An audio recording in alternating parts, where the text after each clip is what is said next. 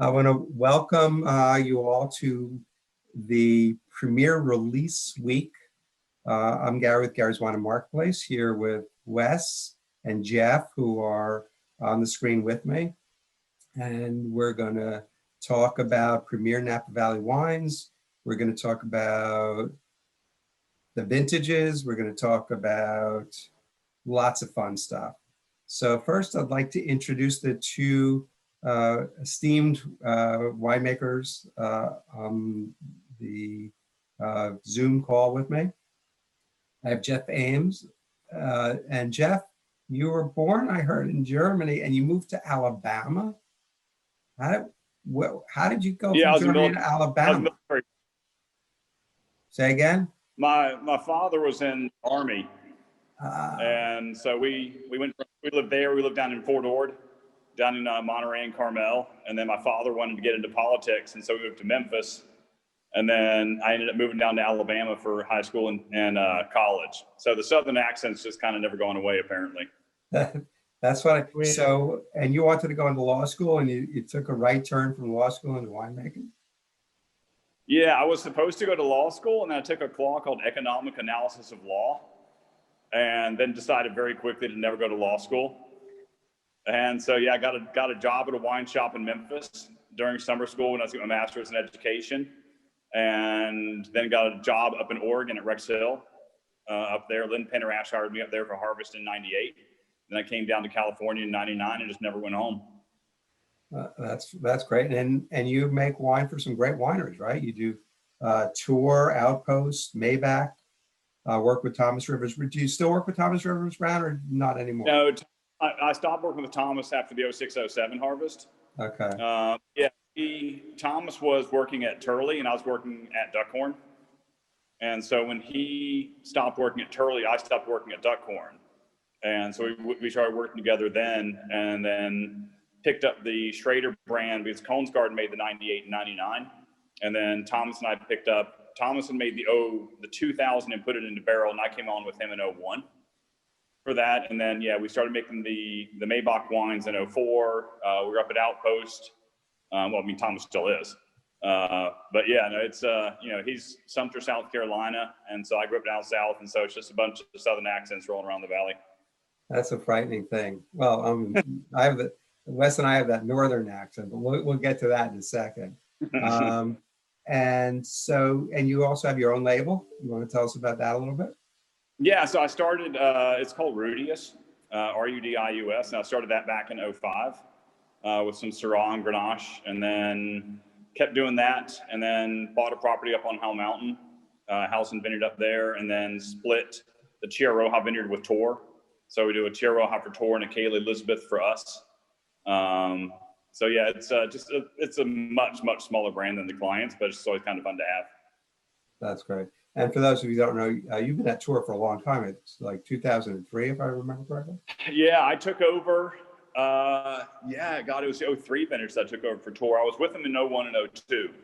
So I was there for those. But yeah, I took over winemaking free. Yeah. And for those of you who don't know Tor wines, there's some pretty spectacular wines. No, thanks. I was fortunate enough before I came back to Napa for 3 weeks in September, kind of in between fires, which I know we're going to talk a little bit about. And the Tor rep stopped by. So I got to taste all the 18s they were showing. And I was like, the great vintage for the entire valley. But also, those were showing really well. Now tell us a little bit about Nemerever, what you do there. Oh, wait, before the first time I went there, I go into these beautiful caves and I'm looking for wine. There was like 3 barrels. So I'd like to tell us a little about the winery and the location, because I think the location is actually one of the reasons I wanted you on the call. Yeah, Bill's property is right on Oakville Crossroads, so it's right next to B Cellars. So it's a driveway before you get to B. But yeah, Bill's property, it's pretty amazing. You look around and, I mean, Bill's entire production is like 6-7 barrels of wine a year. That's it. But the cave, we could probably put 2,500-3,000 cases in fairly comfortably. So yeah, there's a bunch of empty barrels here that are just kind of left on the concrete runners just to make the cave look more full. But it's pretty amazing. There's nothing in here basically. And how many acres does he have planted? Did I read like 3 or 4 acres planted? Yeah. Yeah, and then we got the hillside piece, which is what we tend to use for his estate brand, and where we got the PNV lot was from the hillside piece.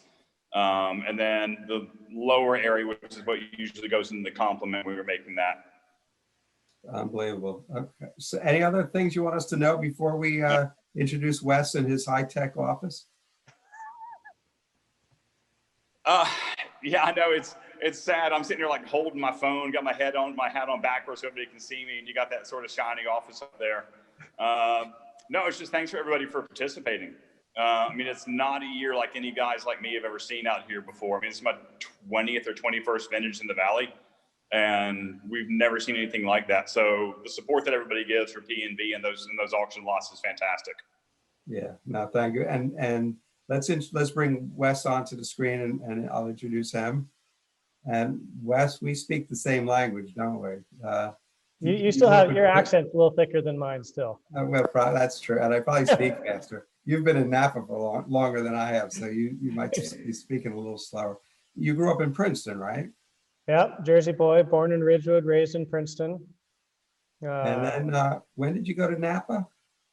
I came to Napa, I did about 6 months out here in 2000. After I graduated undergrad, I went to culinary school, the CIA in Hyde Park, New York.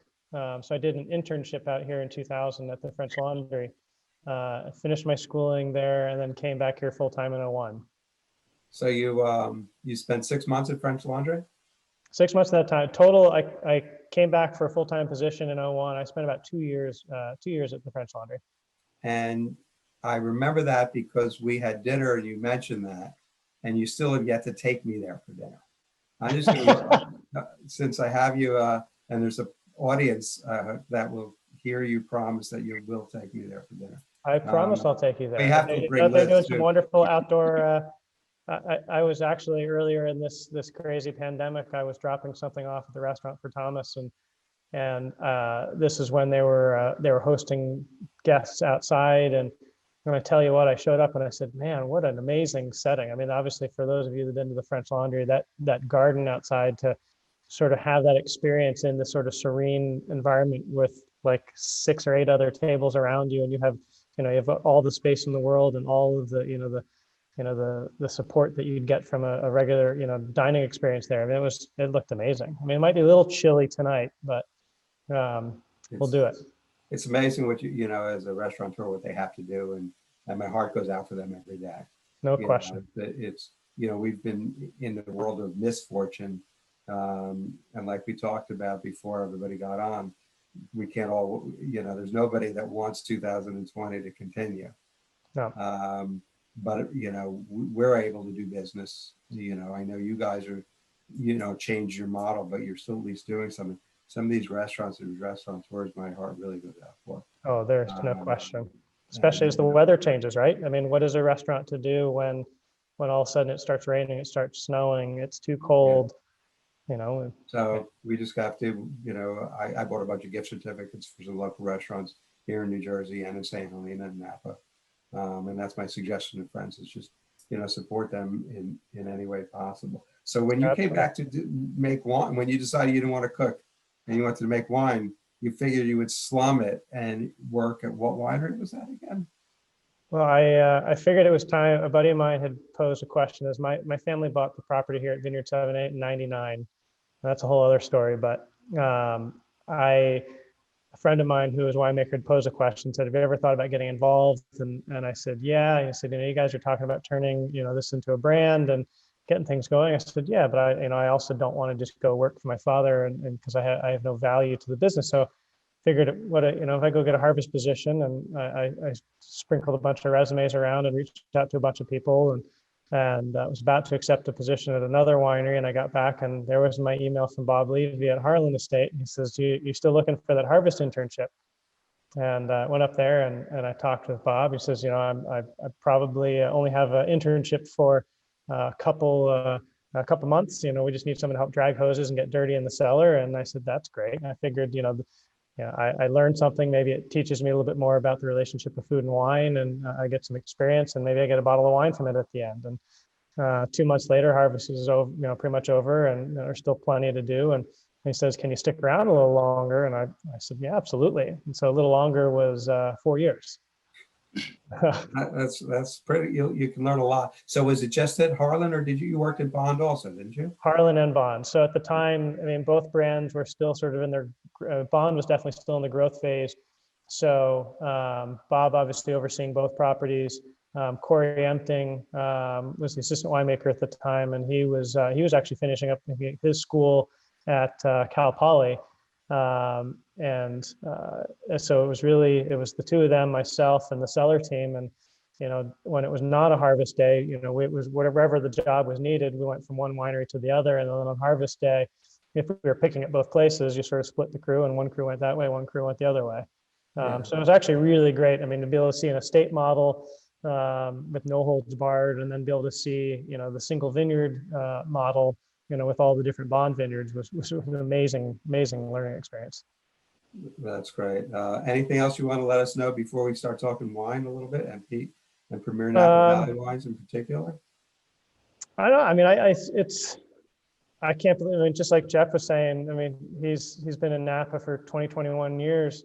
This was the 2020 vintage was sort of supposed to be my 18th harvest, which is sort of fascinating to think about how quickly things go. Yeah, it's amazing, and I think I'm gonna get the monkey off our shoulders, and then we'll talk wine. All right. We're coming out of what I would call a devastating year, and it's interesting because for me, having been a regular visitor to Napa Valley for 25 plus years, to finally buy a house in Napa, and we closed on the house in October of 19, to open a store October 3rd of 19. And for those of you who know history, not that long ago, we opened on the 3rd, they turned the power off on the 6th or 7th for 4 or 5 days. They turned the power back on, and then there was a fire. So we literally lost, we had to shut down again. Then we had no issues November, December, January, February. And San Helena is not the most bustling town at that point at a time. And then right after Premiere, we had 2 great weeks, starting March 1st through the 14th. And then everything shut down. And then we started getting things going, and then 2 devastating fires. So Jeff, you want to go first? You want to tell me a little bit about like the fire and what's going on with your wineries we'll start with the 2020 vintage and smoke. And it was amazing. Yeah, the fires, the original set, I think they started as like August 17th or August 19th, something like that. The ones that are up towards like Berryessa and so on. So yeah, we were all kind of saying it's a shame. It's this first vintage that I've seen where I, in all likelihood, won't have a Cabernet from 2020. In all likelihood, there's a few possibilities, but in all likelihood, we won't have one.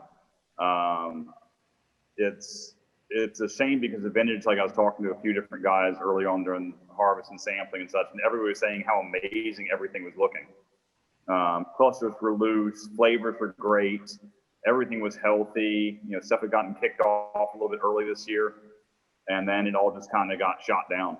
So yeah, I feel really bad. I was talking to one of the interns from one of the wineries last night.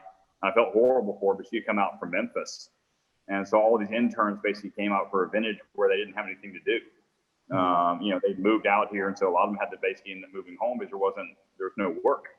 I think that the whites from 2020 are kind of going to be the real bright side to that vintage. Because we picked Sauvignon Blanc 2 days after those fires started in the hills, and stuff looked amazing. So yeah, I think there will still be, if you're really, really extremely fortunate, there will probably still be some really nice red wines out there, or something like the Coastal Pinot, so on. But yeah, Napa Cab we've never seen a vintage even anything approaching this. But we are very, very grateful that we have two vintages in 18 and 19. So you have two good sized vintages to start with, and then also extremely high quality vintages. Yep. So we at least have those two to kind of feed in, to kind of not make up some of the difference, but kind of to be there as a buffer, I guess. Right. No, I appreciate that. And Wes, what can you tell me about your experience? Obviously, did I hear you were putting out fires and you were driving a fire truck or doing something crazy? I'm not sure there was driving a fire truck, but the first comment was for sure. I learned very quickly that Blundstones, the typical winemaking shoe of winemakers in Napa Valley, are not really good for stomping out spot fires. I had gotten up here. I mean, the fire made 3 significant runs up Spring Mountain and at the winery. The winery was saved and our vines were saved, but like Jeff was saying, unfortunately, we lost probably 70+% of our fruit, which is, it'll take a long time to sort of comprehend what that means. But it was sort of day 2 of the. Let me just jump in for 1 second. Yeah. You didn't lose, they didn't burn, you lost them. No, because of smoke impact. Right, okay. I don't want people to think that vines were burned up and you won't have wine in 2021. No. Thank goodness. I mean, our entire, literally how it burned around us. I mean, as I'm sort of looking right now, I'm sort of looking due north past the camera. I've got, our neighbors, Sherwin family and Barron's family lost their wineries. Some of the property on Barnett, although most of the vineyard and their winery and homes are fine. A friend behind me, Sam Baxter from Terra Valentine, lost his new property. A couple of homes to my right. So I mean, it literally burned all around us and didn't get us. But yeah, smoke. I mean, the smoke was so bad up here. I mean, if any of you, all the air quality index that you look at, whatnot. We have one of those monitors on the winery, and it registered for like 4 or 5 days over 800, which I'm not even sure is possible. No, I was helping out over by Sherwin, and we were helping with some spot fires over there. And I came back, and our generator wasn't working for a couple of days, and we had a couple tanks that we had picked before these fires that were in cold soak at that point. That obviously, since we didn't have any power for a couple of days, we're no longer in cold soak. But my guys were sort of washing down the floor in the tank room, and I came back, and my 2 cellar guys started yelling at me that my boots were all dirty, and I looked down at my boots and they had melted. So that was a little disconcerting. But so we're ending. Hopefully, it's November, so hopefully 2020 will end soon. But as Jeff was saying about whites, and tell Liz, I know she's a fan of our Chardonnay that I'm sitting here drinking. We got our estate Chardonnay off just fine, and it's And tasty. what vintage are you drinking? I have the 2018 in front of me right now. That's our current release. So actually, I got 18 and 18. So there we go. Tell us about your Chardonnay. So our Chardonnay, those are actually the first. So when my family bought the property in '99, as Gary was saying, we're East Coasters in New Jersey. My father saw an opportunity to follow a passion and invest in a property up here on the top of the mountain. It was it's a 40-acre estate that was planted to 8 acres each of Chardonnay and Cabernet, and our Chardonnay vines were planted in '81, '82 by David Abreu and Rick Foreman. And this is when John Conkard lived up here on the hill, and this is old Wente clone from John. And so these we had, as I said, 8 acres. We've since done some redevelopment, so we're farming from about 3.5 acres now. But those 3.5 acres are the original vines. So I think some of the highest elevation original rooted Chardonnay vines in the county. This is, our elevation, we're at just above 2,000 feet. We get a lot of influence from the coast, from those storms coming over the Myakama mountain range, especially over the corridor where the Chardonnay is located on the property. Steep hillside terraced vineyards. We'll typically pick, they're sort of planted to an inside and outside row. We'll pick those inside and outside rows separately. We're whole cluster pressing our shard, and then we're in tank just for a couple of days to let sort of the dust from the vineyard settle, and then we're into barrel for fermentation and aging. We are fermenting in about a third new of all French oak, third new. And we're stirring, post fermentation, we're stirring those lees. It is a full malolactic Chardonnay, and then we're aging in barrel for about 16 months before bottling. It's a full blown Chardonnay for sure. Yes. Let's go to Jeff, and Jeff and we're drinking two different things, right? I'm drinking the 2012. If you can say it. All right. What I'm drinking, and you're drinking And the I've got 2017. So what I'd like you to do is tell me about your 17 vintage, and we bought the 17 Premiere Napa Valley Night. Correct. And I want you to tell us why I liked it so much. Well, 17 is another one of those vintages where unfortunately everybody thinks of the fires of 17. But the reality of it is the vast majority of stuff in 2017 had been picked off the vine and into fermenters before the fires ever hit. And Bill's property is one of the early ones that I work with. So this thing had been in fermented, dry, and pressed before the fires ever even began to come through the valley. 17, I'm actually a big fan of. It tends to be a little bit more red fruited. 2016 was very black fruit vintage. 2018 is very black fruit vintage. 17 to me is a little bit of a mix of the two. So I said some of my favorite wines that I've ever made are from 2017 because I hate to describe them this way, but they're good drinking wines. They're not going to overpower stuff in the way sometimes the 16s and the 18s can. They end up being really well balanced wines. So yeah, I'm super pleased with the 2017s. And I just we had a comment or a question. The 2012 I'm tasting is the estate, and you're tasting 17 estate. So now tell us the difference in your mind, that one barrel that you picked, and you only produced how many, 5 barrels? It's like 5 or 6. Because your 17. It blew us away, B, one of the reasons why I wanted both of you on this is because you're like the heart of what I would consider Oakville proper. You're right there. You've got the neighborhood, and Wes is, like you said, 2,000 feet up, a completely different environment. And something great about Premiere is, we taste in a short period over 200 wines from a vintage. And so then we build a portfolio, which are online and available to sell in New Jersey at Gary's 4 locations, and online, and in our St. Helena store we have some. But they're all very different based upon the area. So what did you do? What was the 17 Premiere Napa Valley wine? Can you talk about that? So Bill's property, basically the 2 blocks that we pull from are block 2 and block 3. Block 2 tends to go into his the complement end of the brand. And then the estate is what comes from block 3. And the block 3 is what we've always focused on. It's the hillside piece. And every year when we go through blending trials, the block 3, we always do these things blind, so you're not predisposed to liking one over the other. But block 3 was always our favorite block and always made it in the estate wine. And so in 2017, I've told Bill this a million times, his property has really surprised me with what the barrels are that the property likes. Bill's property, one of the main barrels that I use for pretty much all the clients is a barrel cooper called Darnajou. And Darnajou I've really, really enjoyed over the years, but there's Darnajou Medium Plus that I use and Darnajou Strong. Darnajou Strong is a very powerful barrel.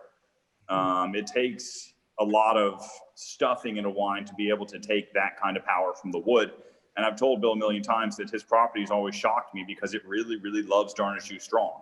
And it doesn't seem to be a property, given that it's a little bit more towards the bottom of the fan off the eastern Oakville Hills, but it just loves that. And so since we're so small here, we're able to really focus in and select individual barrels. That's what we prefer. And there was one Darnajou Strong barrel that was just kind of stood out from the rest. And so that was the barrel that we focused in on.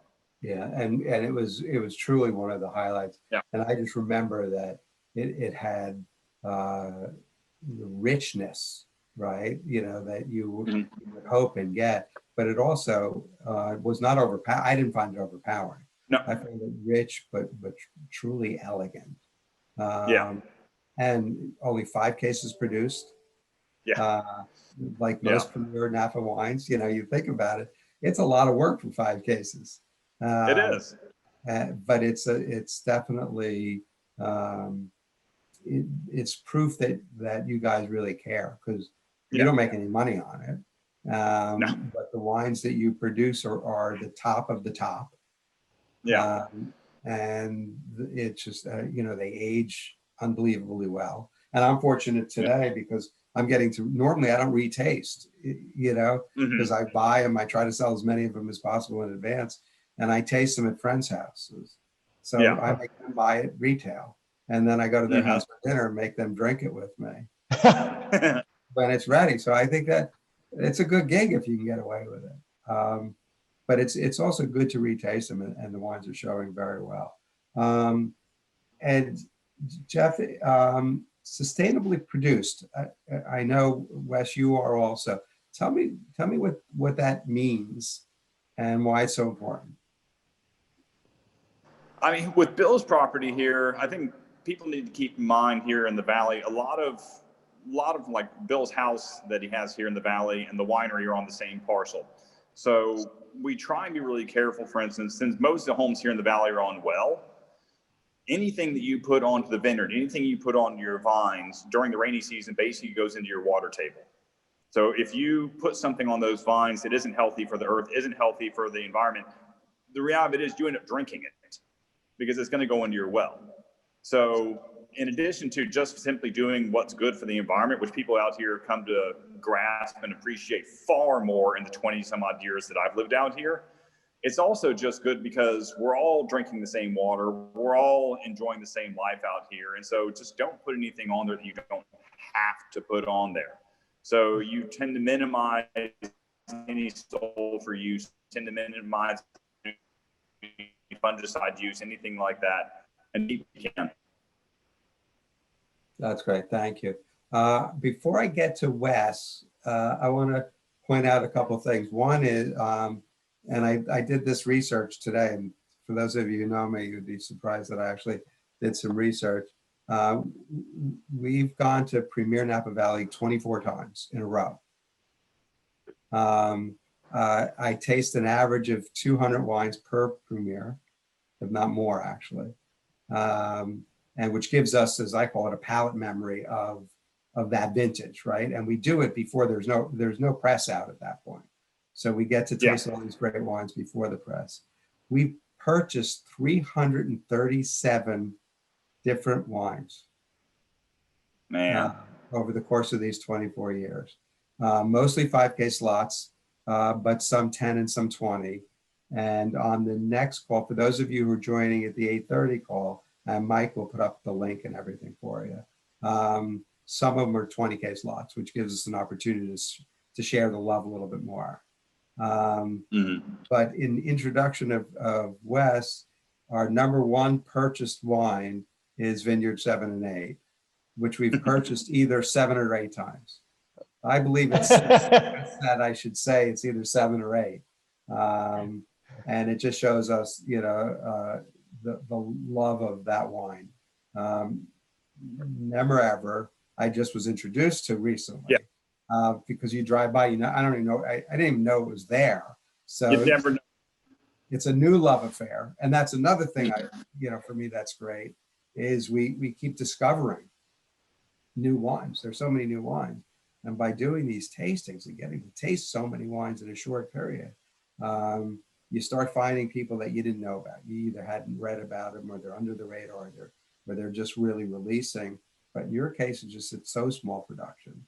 You know, nobody's talking about it. But anyway, it's unbelievable. For Vineyard 7&8, I have the 2014 vintage.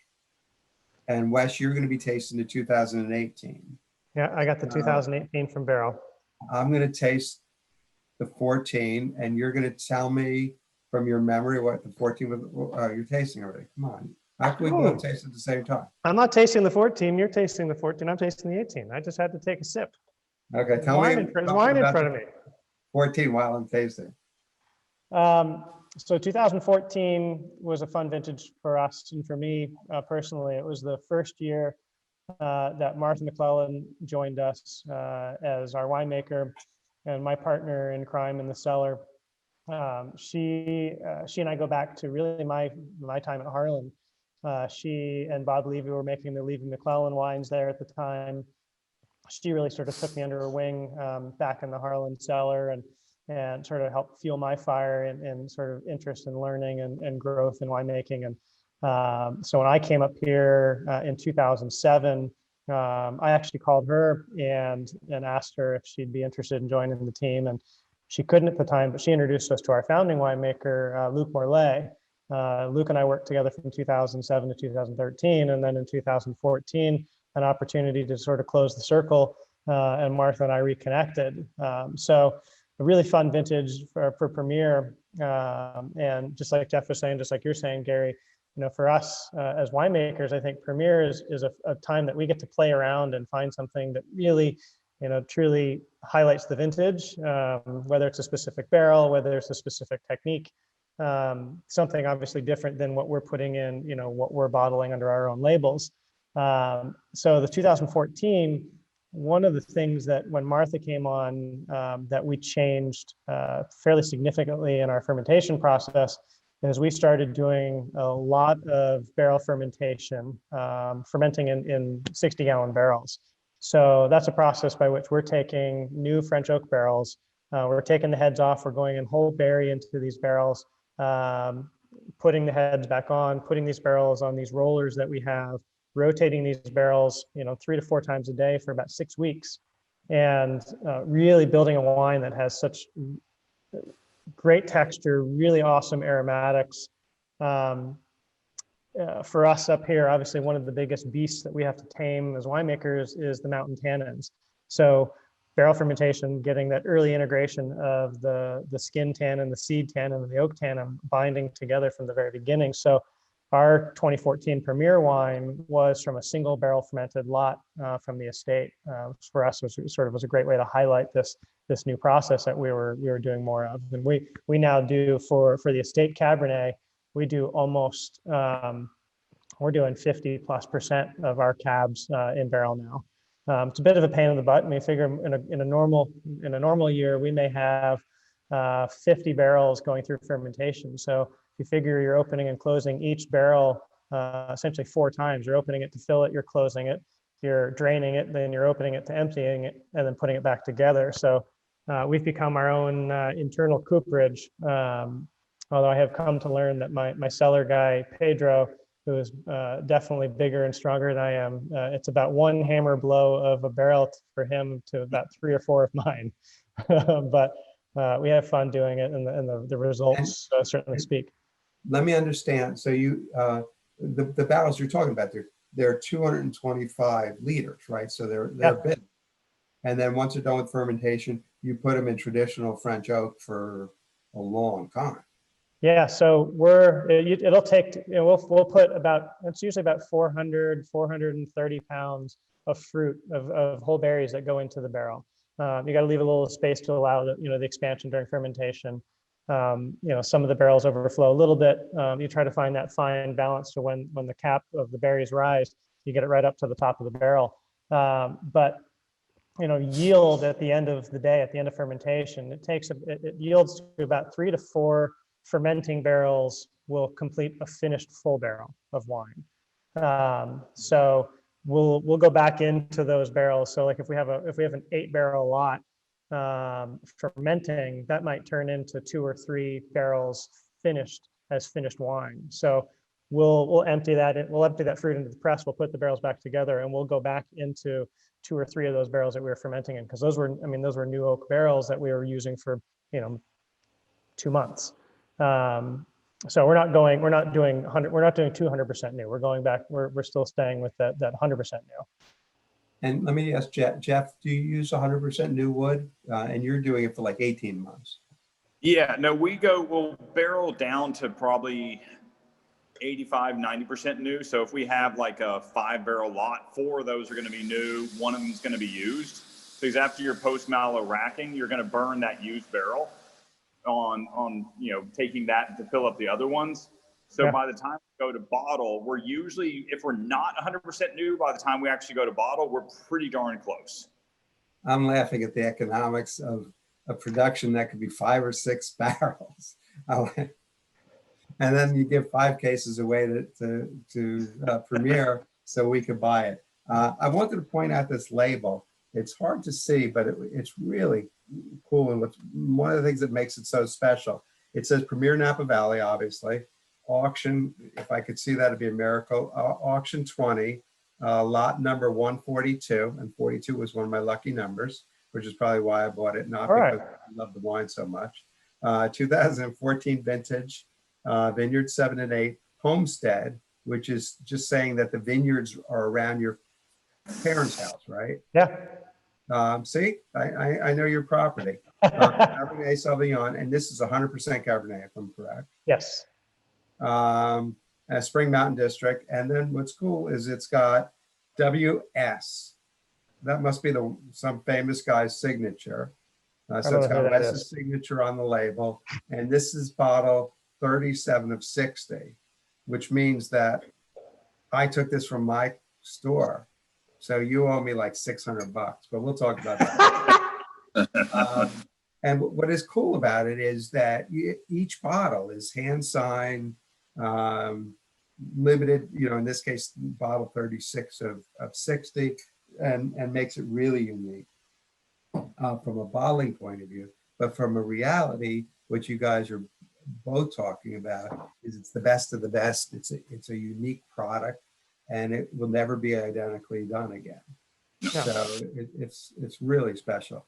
Wes, you want to share your 18? Yeah, so this is the 2018. I mean, similar. And who bought that? I was getting there, Gary. This is coming back to New Jersey and St. Helena. This is a Gary Fisch purchase again. This is the 7th or 8th lot in his repertoire. But again, so this is so interesting. I mean, very similar, obviously, Premiere Napa Valley, Vineyard 7&8. But what we put on here, this one is now called Steffens Family Wines as a sort of the fanciful name. And the reason we did that was in 2017, we launched another brand outside of Vineyard 7&8 called Correlation Wine Company. And the purpose was sort of multifold. One was to allow Vineyard 7&8 to maintain its focus on just wines from this property. And then the other part was it sort of gave me a chance to almost have my own signature within our family in wine with a brand that I sort of my brainchild.